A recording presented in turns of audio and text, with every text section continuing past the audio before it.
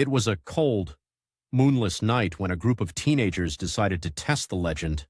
Among them were Emma, a skeptical but brave girl, Jake, her reckless boyfriend, Sarah, a timid but loyal friend, and Mark, the group's joker who didn't believe in ghosts.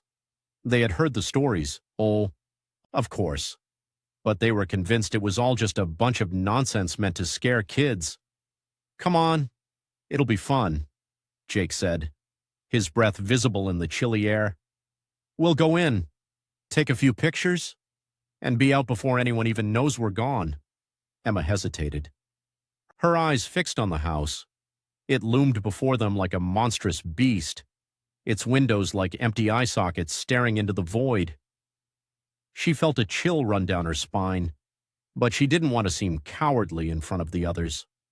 "All right," she said finally, "but we stick together, and we leave at the first sign of trouble." The group approached the house, their footsteps crunching on the gravel path that led to the front door.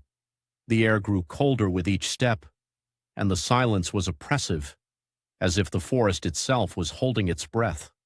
The front door creaked open on its own, revealing a dark, yawning entrance. "See?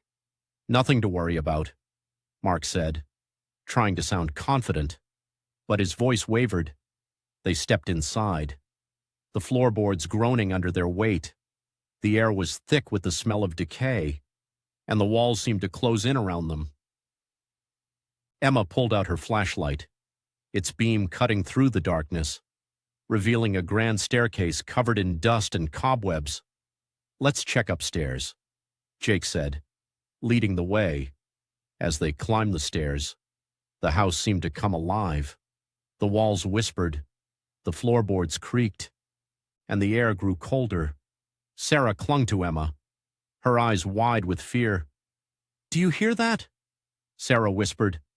Emma strained her ears, and then she heard it, a faint, rhythmic tapping, like someone knocking on wood. It was coming from one of the rooms at the end of the hallway. "Probably just the wind," Mark said, but his face was pale. They reached the door, and Jake pushed it open, revealing a small, dimly lit room. In the center of the room was an old rocking chair, moving back and forth as if someone invisible was sitting in it. The tapping grew louder, more insistent. "Okay, that's it," Emma said, her voice trembling. "We're leaving." But as they turned to leave, the door slammed shut behind